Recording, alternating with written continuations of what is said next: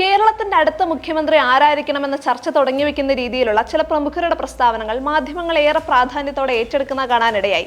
കേരളം ഇന്ന് നേരിടുന്ന പ്രശ്നങ്ങൾക്ക് ഏതെങ്കിലും തരത്തിൽ പരിഹാരം നിർദ്ദേശിക്കാൻ ഈ പറയുന്ന മുഖ്യമന്ത്രി സ്ഥാനാർത്ഥികൾക്കോ അവരുടെ പാർട്ടികൾക്കോ അവരെ പിന്തുണയ്ക്കുന്ന പ്രമുഖർക്കോ സാധിക്കുമോ എന്നറിയില്ല. അവർക്കതിൽ താല്പര്യമുണ്ടോ എന്നും വ്യക്തമല്ല.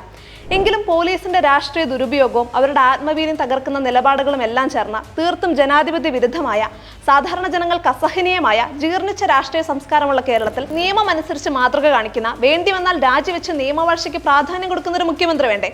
കേരളത്തിന്റെ സാമ്പത്തിക പ്രതിസന്ധികളെ പരിഹരിക്കാൻ സാധിക്കുന്ന തരത്തിൽ സാമ്പത്തിക മേഖലയിൽ അറിവുള്ള, വിദ്യാഭ്യാസ മേഖലയുടെ മുരടിപ്പ് മാറ്റാനുള്ള വൈദഗ്ധ്യമുള്ള, വർദ്ധിച്ചു വരുന്ന അഴിമതി നിയന്ത്രിക്കാനുള്ള ധാർമ്മിക ശക്തിയുള്ള, കേരളത്തിൽ അന്യം നിന്നുകൊണ്ടിരിക്കുന്ന നിയമവാഴ്ച ഉറപ്പാക്കാനുള്ള ധൈര്യവും ഇച്ഛാശക്തിയുമുള്ള, മയക്കുമരുന്ന് മാഫിയകളെ മുഖം നോക്കാതെ നേരിടാനുള്ള ആർജവമുള്ള ആളായിരിക്കണ്ടേ ഭാവി മുഖ്യമന്ത്രി?